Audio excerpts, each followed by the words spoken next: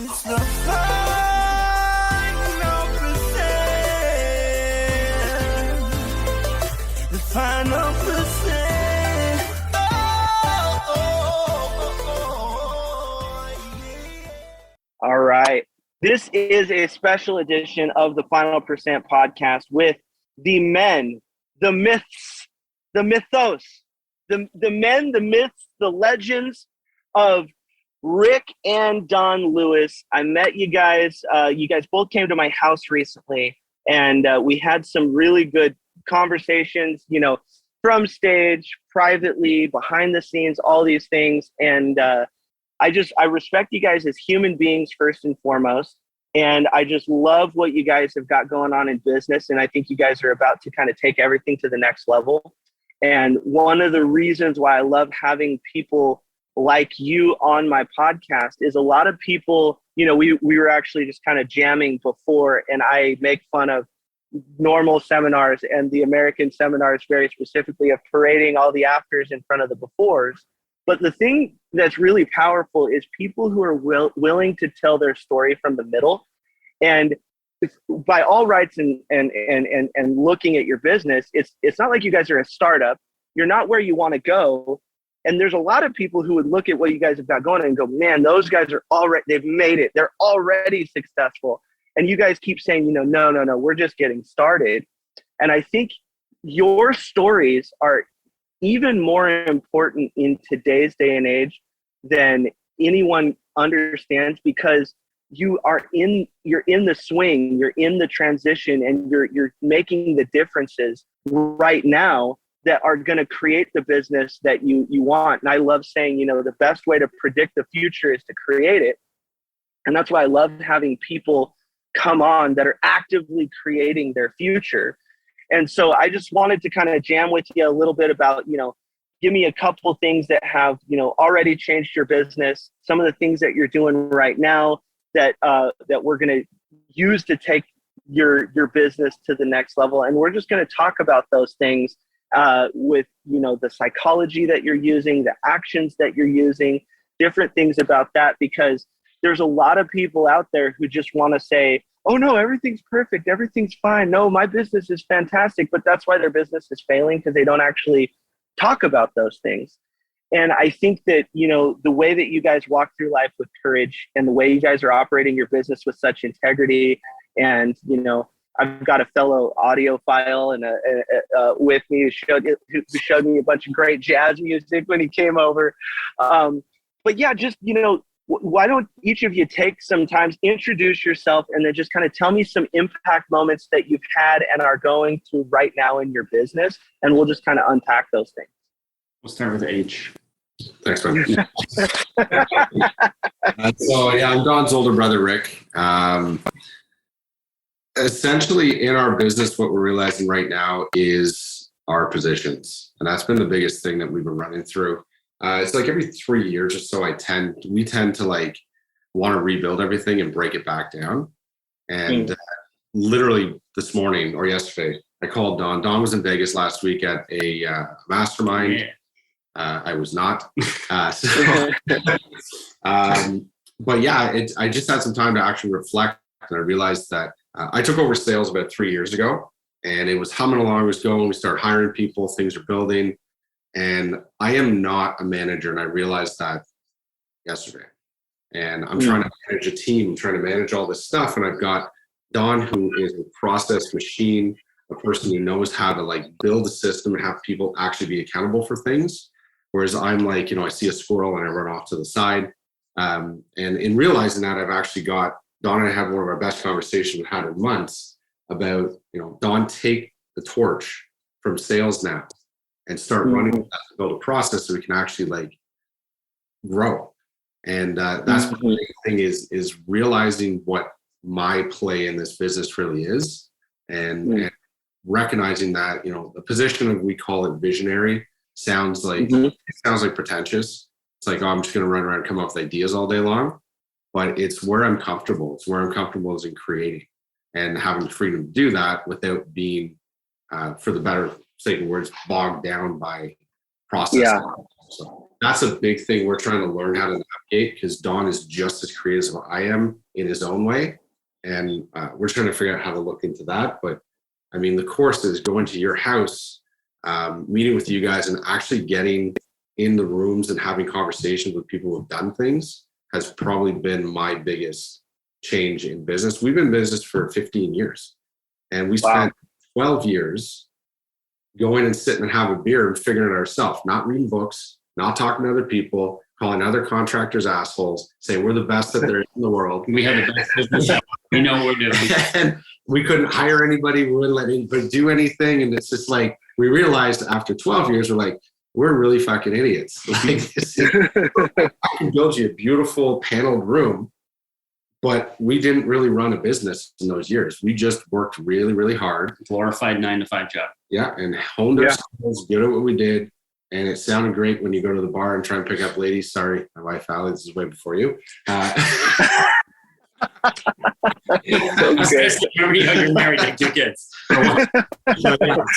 So that's just been for me the last like 2 years with working with Ben, working with yourself, have been an ego sort of suppressor, which has been really big. And it's built a bigger ego internally that I like to deal with, but externally it's really taken on a lot more ability to learn from other people and understand that there's an easier path to success than having to grind through it every day.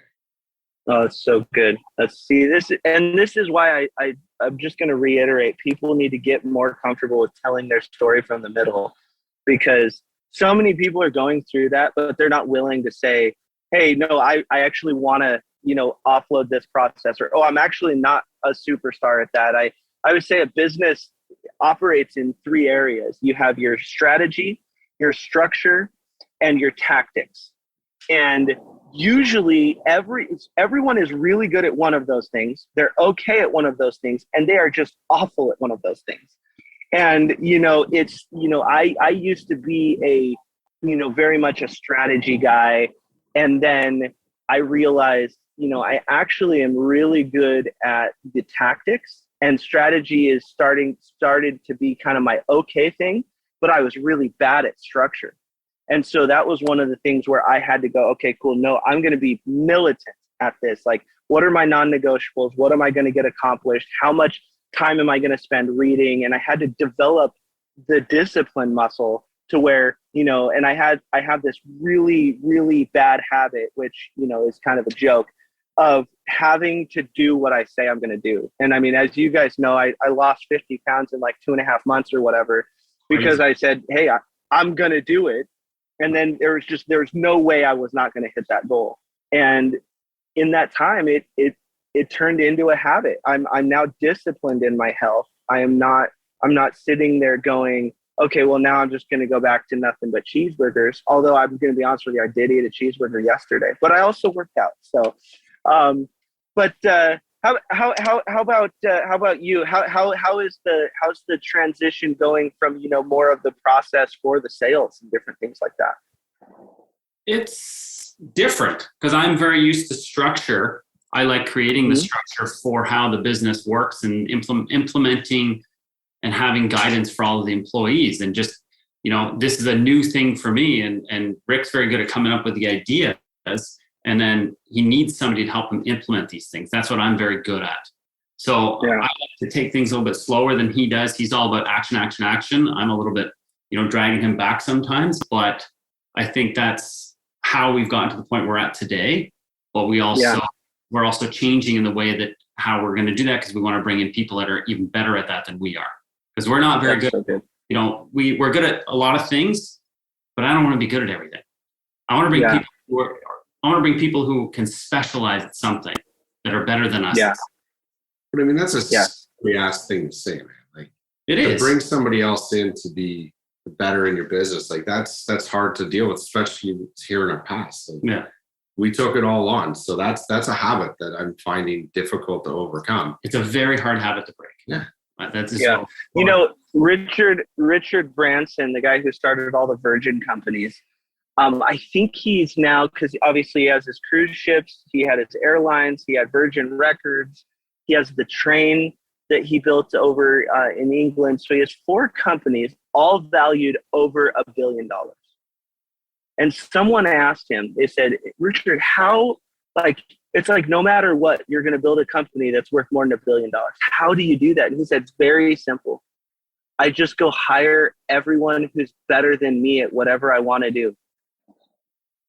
And they just kind of sat there in the interview, and they didn't realize that he was done. Like that was his plan. And they just sat there kind of staring, and they're like, oh, that's it? And he's just like, yeah.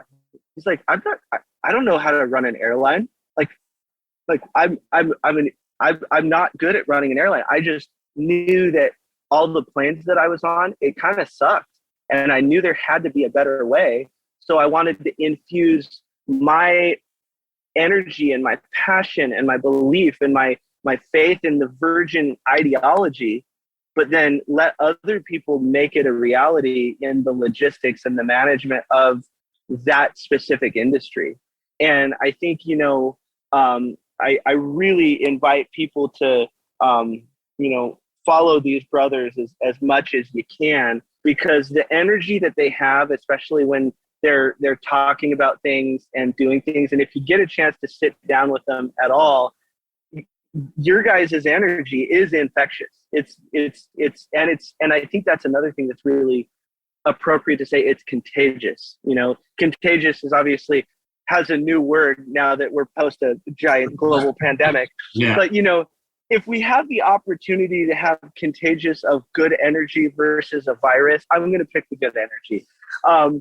And I think people forget how, as you walk through life, you really are a contagion of your own. And are you spreading belief? Are you spreading faith? Are you spreading hope? Are you spreading, energy? Like whatever's happening, you're contagious as far as your influence reaches. And I think that's one of the things why I really gravitated towards you at the most recent retreat, because both of you have such infectious energy, and you're so interested, and you have focused and intentional energy on where you're going, but then the way that you listen and care about things. I think, you're a lot more powerful than you guys understand at this time. And so I'm excited to be a part of, the focus behind where you guys are going to go, because we were talking about it before. I'm going to go up there, and I'm doing like a whole month-long Canada tour to where I get to hang out with all these new Canada clients that honestly, like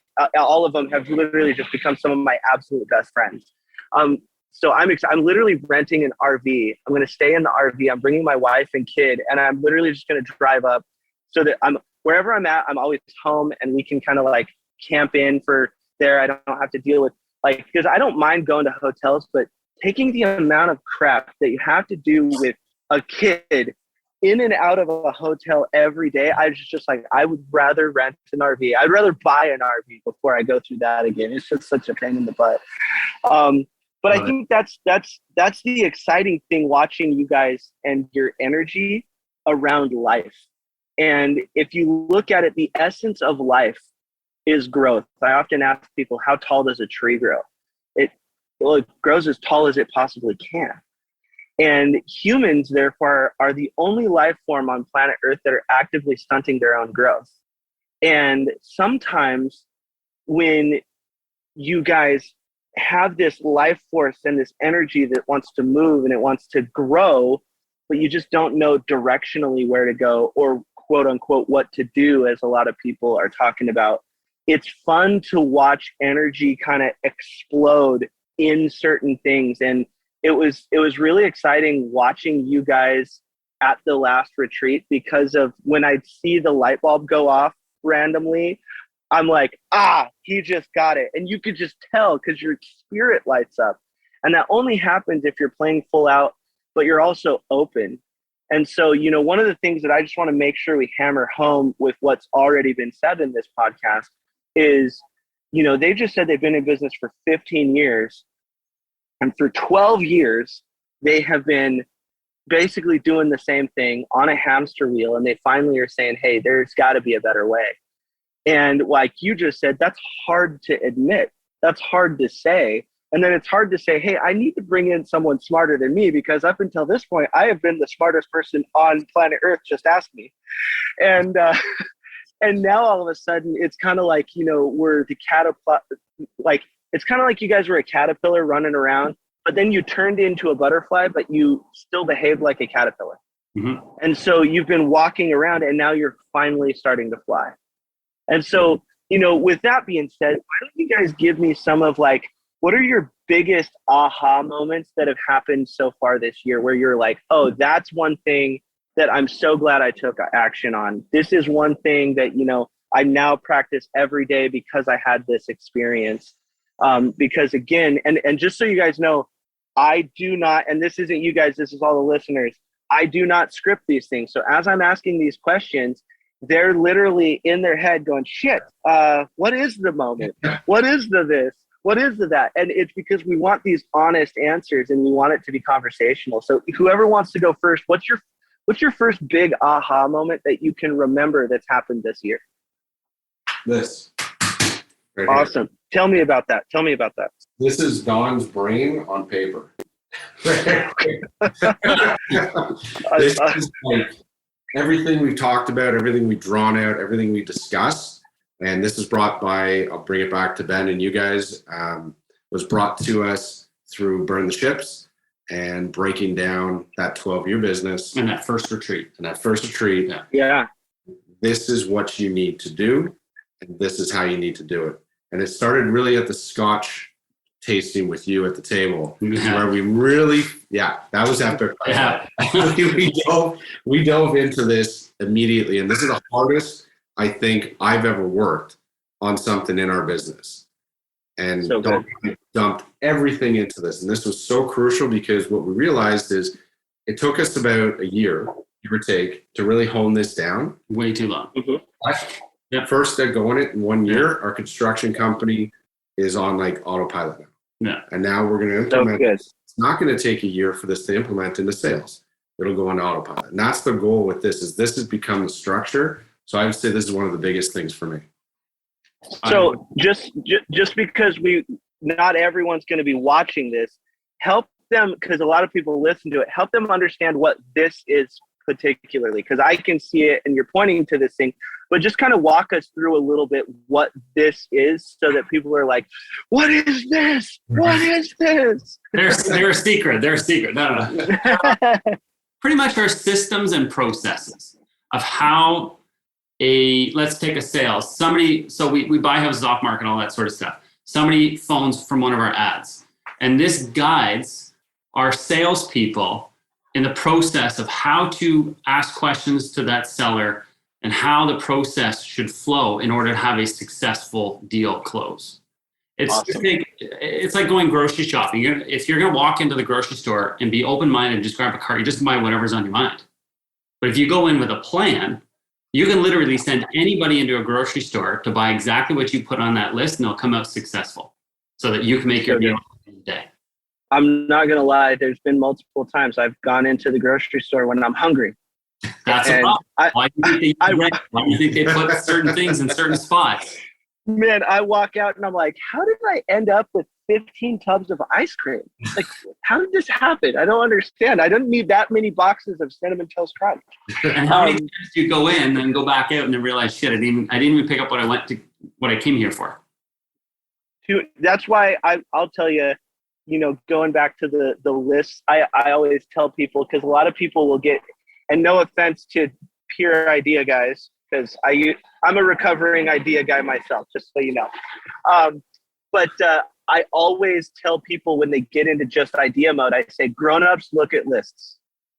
Because I can't tell you, I used to really pride myself on remembering everything I needed to and have and being able to follow up with everyone that I needed to and being able to follow through with everything I needed to, until I realized I was like missing like 80% of my responsibilities, because I would just conveniently forget about all of the things. And so when I really started, now anytime someone starts talking to me, I will grab my phone. I will start making a list. I will start making reminders. I will start making this. I will start making that.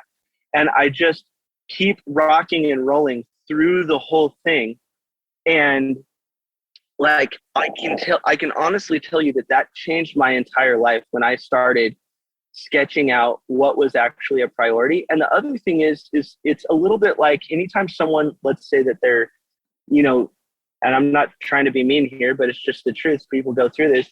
Anytime someone who's super fat says, you know, Greg, how did you do your journey? How did you do this? I make them do the same thing. I say, do me a favor, for a period of 3 days, I just want you to write down every single thing that you put in your body. Write down every single thing that you put in your body. And usually they want to not write down cheeseburger for the 4th time. So they're like, ooh, I'll have a salad because I need to at least write down salad.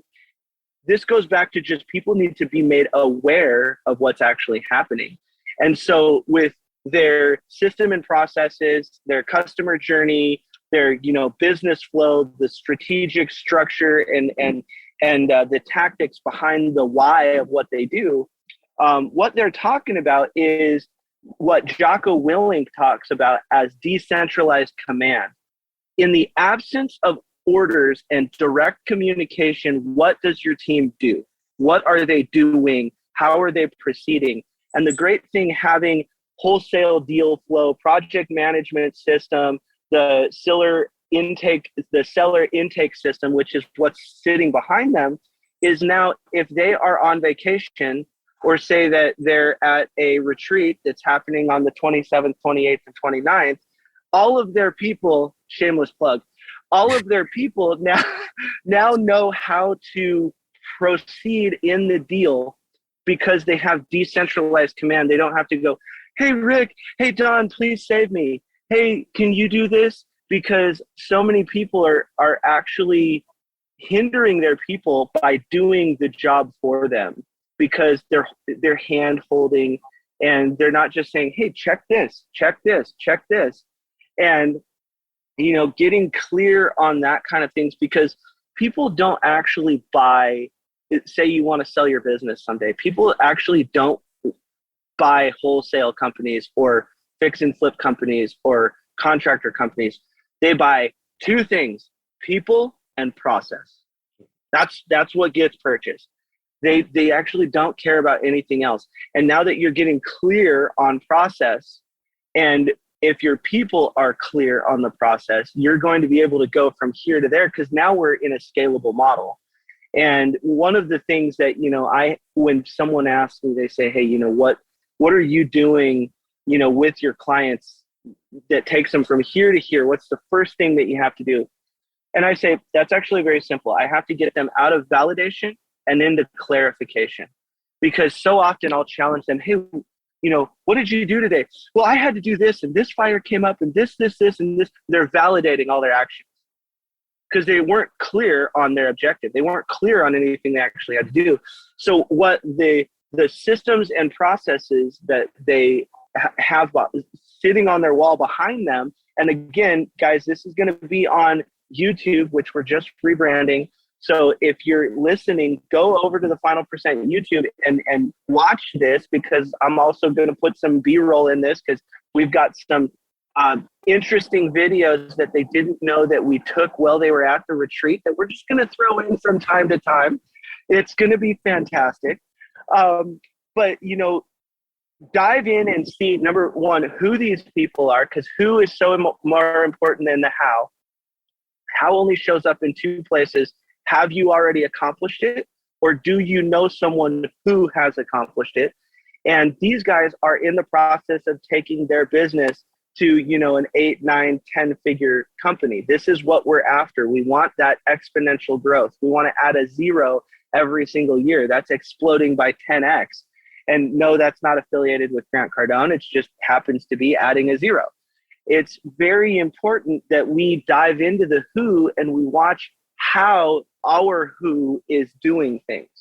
And so after 12 years, they're getting serious about their business. They're connecting with people. They're getting in the rooms. And now they're clear on things, because they're not sitting there at a bar like, you know, they eloquently put, saying contractors are assholes.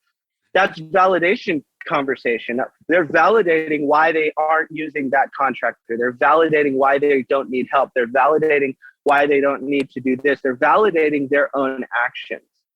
And now they're just seeking clarity. And through clarity, we can have better ideas and we can have absolutely way better structure, because structure is all about efficiency. We don't actually want speed. And I think this is where people get things really misconstrued. I want it like faster. I want it like, yeah, how can I do it, but like faster? Okay, well, the fastest way to get poor quick is to try to get rich quick. That's the thing that I've found. So we don't actually want speed. We want efficiency. There's a huge difference. And I think that that's one thing, looking up and going, hey, sales and process and follow up and all of these things, man, hey, bro, I need your help. Can you help me put a structure behind? Hey, can you help me stay in my superpower by using your superpower? And what I call it, and, my wife and I run our companies very similarly to what you guys are doing, is I call it the kite and the anchor philosophy. So Kayla, for instance, is my anchor, and I am the kite, and I am always trying to run our horses off a cliff as fast as possible. And she's going, let's turn these things before we actually go off the cliff. But the thing is, we have realism and we have optimism. So the kite is always going to be operating in like optimism. They just think everything's going to work out. It's just it's fine. Like, I know exactly. Let's just do it. Let's just do it. And then the other person's going, this could go wrong. This could go wrong. This could go wrong. This could go wrong. This could go wrong. And so good entrepreneurship lives in the middle. It isn't all in the realism, because entrepreneurs, literally what we're doing is we are actively creating something that didn't exist without us. So we're living in the fabrication of thoughts. That's unbelievable, right? But the thing is if all you do is dream, usually you just stay dreaming. And you need someone to put the structure in place. You need someone to put the strategy in place. You need someone to help with those things. And that's why, Kayla and I make such a good team. And every super successful team I've ever coached or I've ever been a part of has this component, this relationship between the kite and the anchor. Because without the anchor, the kite flies away. But if the anchor is just sitting there with nothing attached to it, it's just in the way. It's not holding anything down. It's not helping, the little kid see something blowing in the wind and going, oh my God, magic, And so they're so linked. And I love hearing in this conversation we're having how you guys, number one, are recognizing that and then using each other's strengths, because it's going, hey, I need you to, I'm about to build a crazy big kite. So I need you to get heavier, bro, because I'm going to literally try to fly us to the sun. And, you're sitting there going, hey, stop building your kite so big until I can put on some weight down here to keep holding us down. And it's that balance that happens. And so many people in their business are talking about, oh, well, I don't need balance. I don't need this. I'm all in. I'm this, I'm that.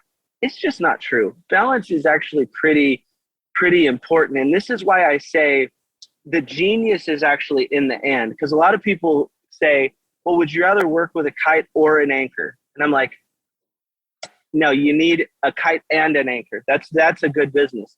And they say, well, I don't actually believe that. I don't think balance is important. So I asked them this. I said, would you rather breathe in or out? And they're like, well, you kind of need both. I go, exactly.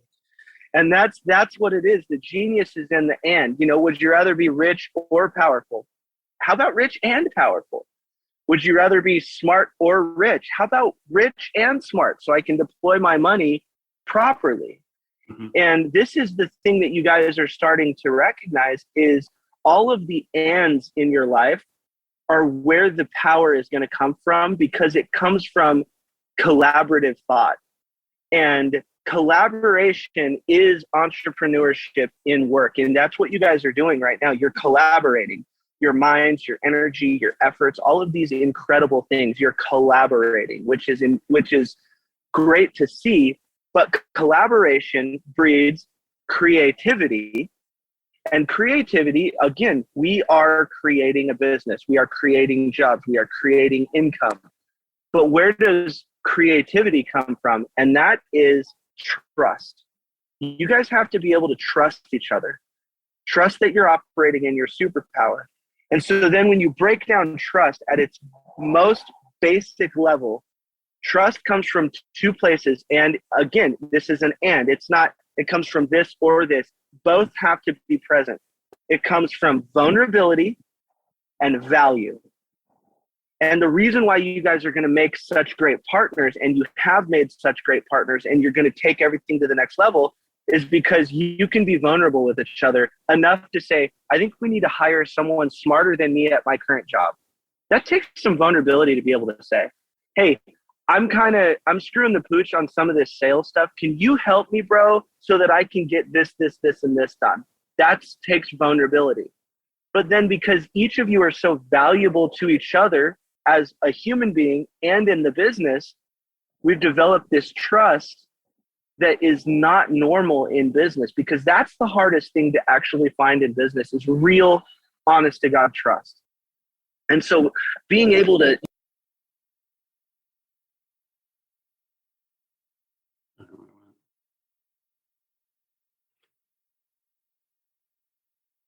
and boom.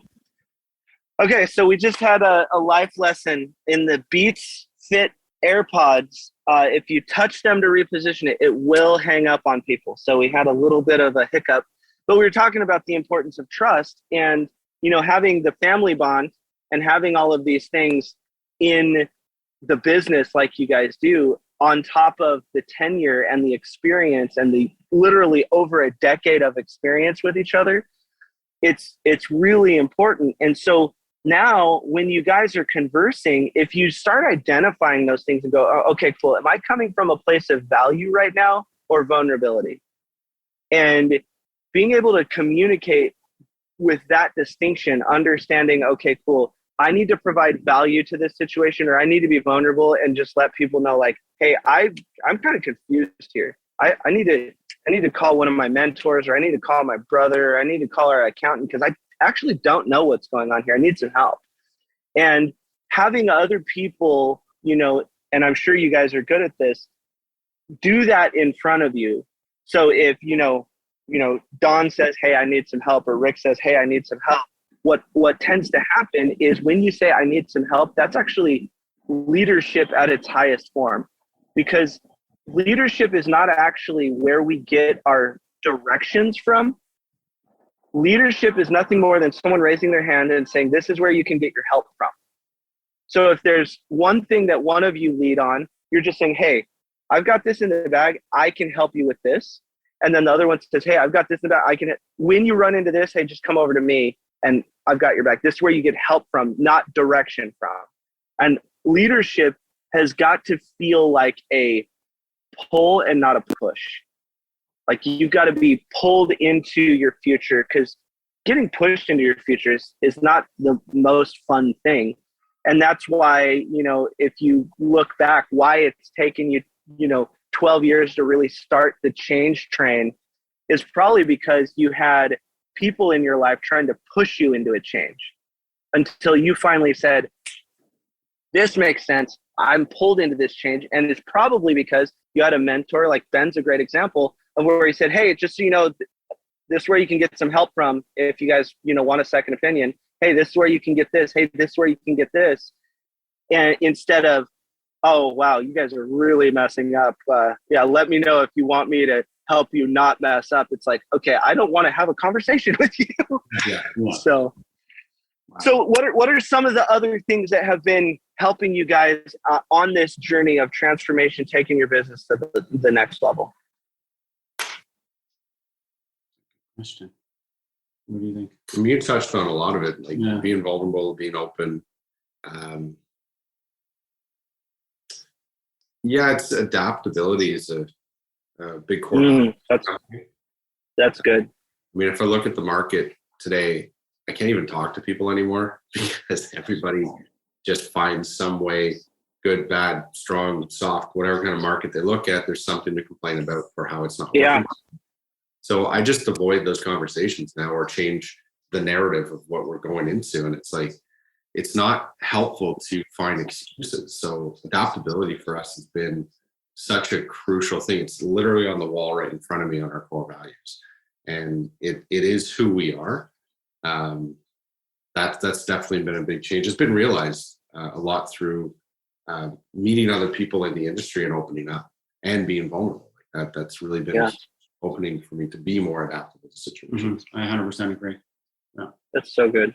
Yeah, and I think a lot of people overuse it's so great, and I think this is another reason why we've kind of fired on all cylinders when we first started to talk to each other, is looking at the word adaptable. I think a lot of people misconstrue that word and they use the word pivot, and pivot is a bigger, sharper change, and so many people in the slightest adversity are ready to pivot. And I teach that all the time. And it's funny, again, these are not prompted conversations, guys. The fact that they have, adaptability and they're using it like this, it's an alignment of principles and values, because they're not running away from a fight. A pivot is something that, like my first big pivot is I was in the studio business, and then I decided to create a school. Yes, there's some framework there, but that's a big pivot, because now I'm in education, I'm fighting with the government and all of these things. So I pivoted, but so many people are like, I'm watching all these studios in Denver, especially, and they're all announcing that they're coming out with schools. And I'm like, I wouldn't wish that on anybody, because I know what they're going into. But they just think, oh, well, Greg did it, it was easy. And that's just because they didn't see behind the curtain. And so just because they started losing their shirt and people weren't using the studio, they're immediately like, I'm going to pivot. And I mean, how many people in real estate? Oh, I'm a real estate agent. Oh, now I'm going to pivot. I'm going to be a wholesaler. Oh, now I'm going to pivot. Now I'm going to this. It's just like, no, the only secret sauce in business is awareness and adaptability and consistency. Like, if you keep raising your awareness, you remain adaptable. But the biggest thing really is consistency. Are you consistently showing up? Are you consistently doing it? And that's why, like, with my weight loss journey, if I would have decided to, not consistently not eat cheeseburgers, I wouldn't have gotten very far, and I would have lost that bet. But then all of a sudden I did it consistently. I stayed on, and then I created new disciplines, new habits. And I think, that's the big thing that is exciting about watching business, especially because, I would say, and I'm not trying to be mean or anything, but I would say with how good a humans you guys are and where you're at, my guess is like you guys are a few shifts from like a 10x growth thing in some direction, because you've got the tenure, you've got, you have the trust, you have the experience. It's all there. The ingredients are there. We just haven't decided to put the pie in the oven and actually bake the dang thing yet. Mm-hmm. And so all the ingredients are there. And I think that's what's exciting about watching businesses like yourself, because by a lot of people's standards, like I'll tell you in the community, that Ben, if anyone who doesn't know, I would be shocked if you don't know who Ben Humble is, just because I've talked about it. He's been on my podcast, and he has, like other people in his community. And then we've done these retreats together. But the guy we're talking about is a guy named Ben Humble, really good friend of both of ours.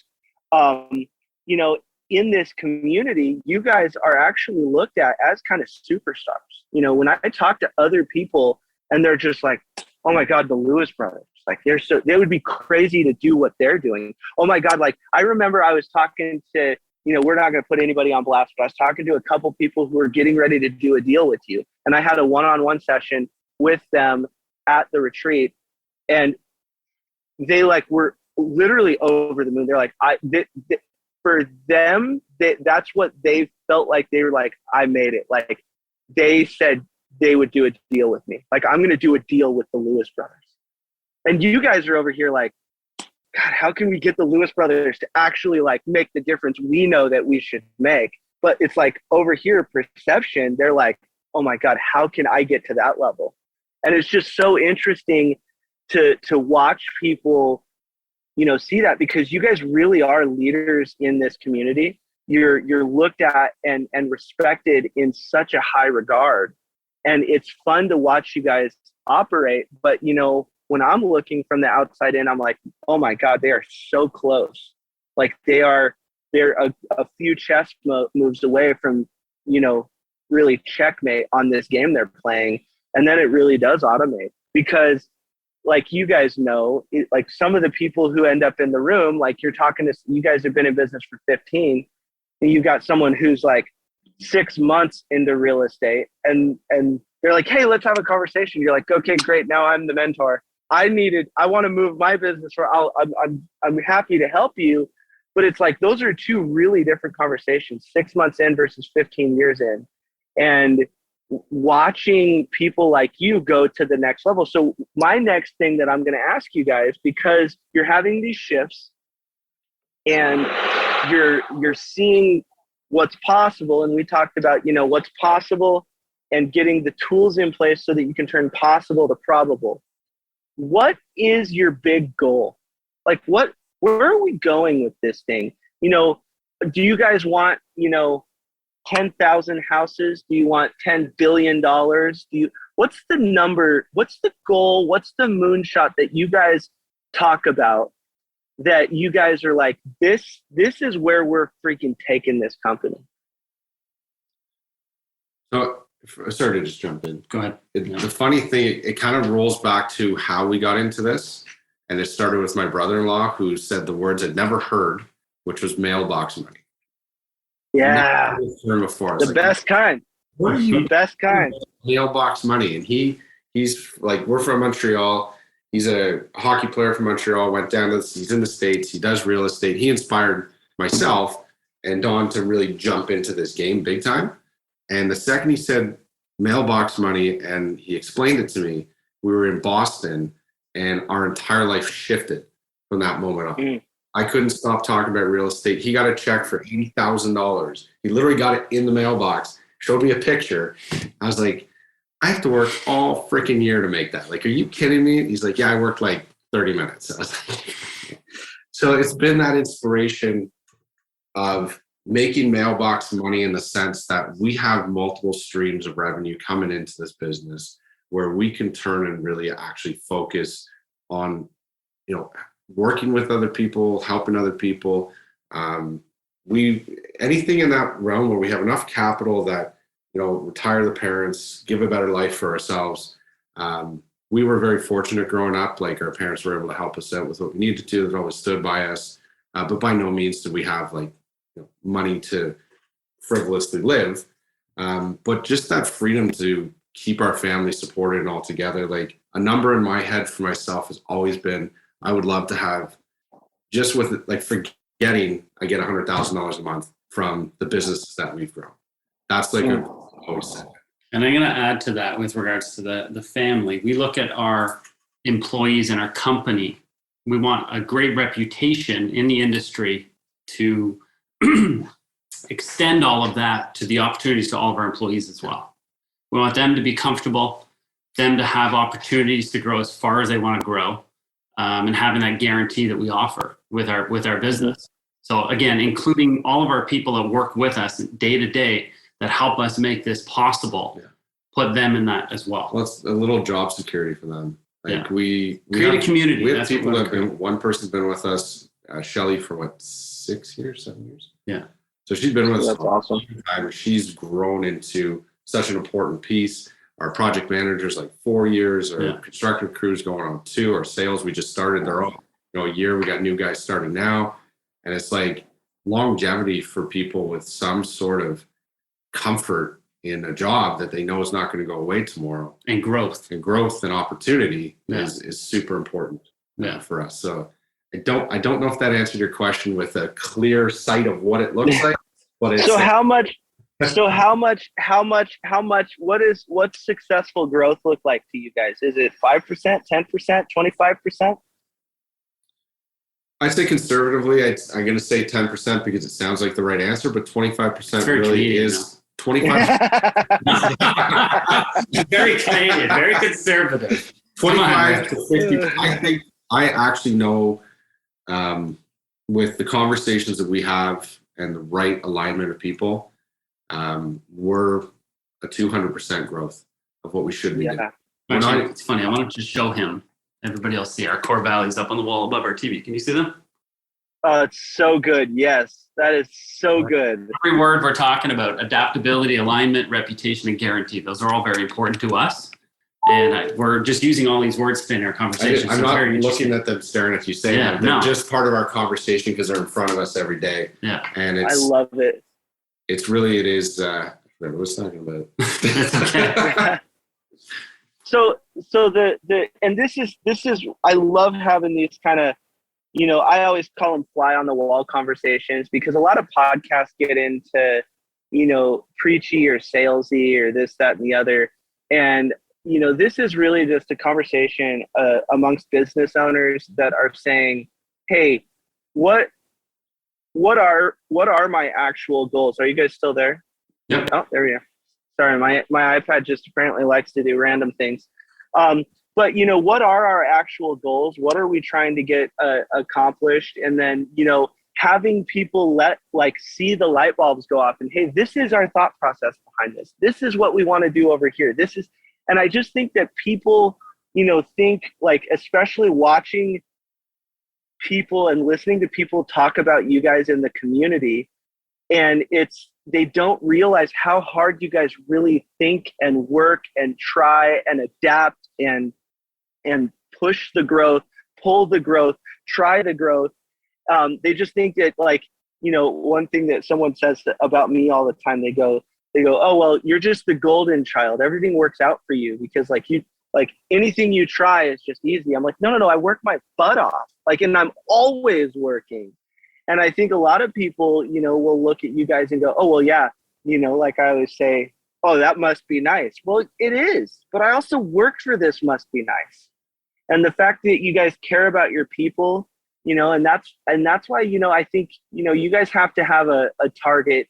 I don't know what your target is, but I would say if you guys are not at a target of at least $100 million company, you guys are selling yourself dramatically short, because that's what I see. And again, I haven't gotten to dive into the numbers or anything yet. Again, I'm going to go to Canada and I'm going to get to really work with these guys, which I'm super excited. And we'll definitely have to have a follow-up podcast. That'd be fun, where I'm live in there. I get to hang out with the words with you guys. But I'll tell you, I've coached a bunch of companies that, hit that, $100 million mark. And you guys feel like one of those companies. Your energy, it feels like you guys don't feel like a real estate startup. You feel a lot like a San Francisco tech startup, which means, holy crap, where is this thing really going to go? So I want you to know I'm really excited for what's possible. And, maybe when we're up there, we'll take excerpts of, what we did on the podcast, and we'll, maybe even do a little documentary on how we, I talk about observation, identification, and implementation. And, maybe we show people how we do that in your business, because I'm telling you, people who are doing business for the right reasons with integrity, and they have a real honest to God business that are willing to tell their story from the middle, are way more important than people who are telling it from an ivory tower, or people who are the guru, but they actually haven't ever built a business, which those are the most, and you can pick them out a mile away. But some of these ads I get hit with on Instagram, and they're like, do you want to make $30,000 a month guaranteed, or I'll give you your money back? I'm like, it's just, I almost want to hit the funnel just because I'm like, I want to figure out where's the gotcha and where's your catch. Yeah. But those people are just so they're inundating the the internet and people like you guys, where you're like building this really cool culture, this amazing community, this amazing company, you know, watching a company, you know, wherever you guys are at, grow and go, hey, we just did $100 million last year. That would be fun to show people the decisions behind something that made that possible. So, and if you guys are already at $100 million, I'm sorry for doing you guys a disservice. Just add a zero. That's all you got to do. If So you're already there. Canadian funds or American funds? Because that's like $1 billion Canadian. I'm always talking American money. Okay. So we're not there yet. It's because I get there. I recently gave. I've done some private lending for some people up in Canada, and it's so funny because we get all the deals done and we talk about, you know, how we're going to get it accomplished, and then they send the paperwork through, and I had forgotten that it was the whole thing we were talking about was in Canadian money. And so then I have to tell my accountant, I'm like, oh, actually we only have to send this. And they're like, oh yeah. And so it's like everything goes on a discount. It's amazing. But yeah, I'm really excited to know you guys. I'm really excited to get, you know, dive into the business when I get up there. I know we're going to spend a couple of days together. And then, you know, I hope to see you guys at our upcoming retreat. And then, you know, if anybody, I guarantee you, just knowing my community, there's 100% chance I'm going to get people going. When are we going to get them back on? Because you guys are really aligned philosophically. And then it's a really interesting business because you're in this tweener business where it's not like I've like made it as far as I want to go and I'm exiting my business. And it's not like I'm still trying to figure out how to make my, you know, first million or whatever. It's like, no, like I've been in business for over a decade and I've finally built, like, because everyone thinks they see you as this skyscraper, but I think you and I both know that what's actually happened, you finally just built your foundation. Yeah. And it's cured. And now we're just getting ready to build our first floor of a really freaking tall building. So I love that. So I'm absolutely excited. Is there anything that you guys want to add before we wrap up? I know that we kind of got into it. I don't know how long this has been. Normally I have a timer, but I just, you know, I love talking to you guys and it's always fun. You know, when the alignment is there, it's really easy. We could talk forever. Absolutely, man. I just want to say how honored I am that you would think of us and bring us onto this. This is really like, we've been so excited to talk to you. And it's just that it's never nervous. Like usually I get nervous before these things. I was just like immediately, my wife said to me, she's like, be comfortable, be yourself. I was like, I can't do that. I can't do anything else than that with Greg because he'll call me out on my I